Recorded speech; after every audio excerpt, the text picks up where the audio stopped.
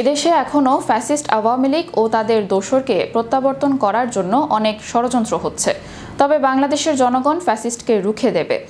এদেশে ফ্যাসিস্টকে আর প্রত্যাবর্তনের সুযোগ দেওয়া হবে না বলে মন্তব্য করেছেন আগামী জাতীয় সংসদ নির্বাচনে সুনামগঞ্জ ১ আসনে ধানের শীষের মনোনয়ন প্রত্যাশী ও জাতীয়তাবাদী কৃষক দলের কেন্দ্রীয় সহ সাধারণ সম্পাদক আনিসুল হক। বিএনপির চেয়ারপারসন ও সাবেক প্রধানমন্ত্রী বেগম খালেদা জিয়ার সুস্থতা ও দেশের সমৃদ্ধি কামনায় সুনামগঞ্জের তাহিরপুরে অনুষ্ঠিত ইফতার ও দোয়া মাহফিল পূর্ববর্তী সভায় এ মন্তব্য করেন তিনি। রবিবার বিকেলে উপজেলা খেলার মাঠে এই ইফতার মাহফিলের আয়োজন করা হয়।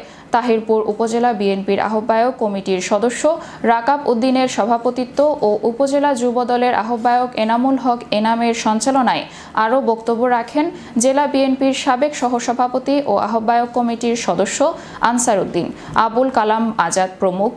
এই দেশে এখনো ফ্যাসিস্ট আওয়ামী লীগকে তাদের দূষরকে এস্টাবলিশ করার জন্য, দূষরকে বাংলাদেশে প্রত্যাবর্তন করার জন্য অনেক ষড়যন্ত্র হচ্ছে।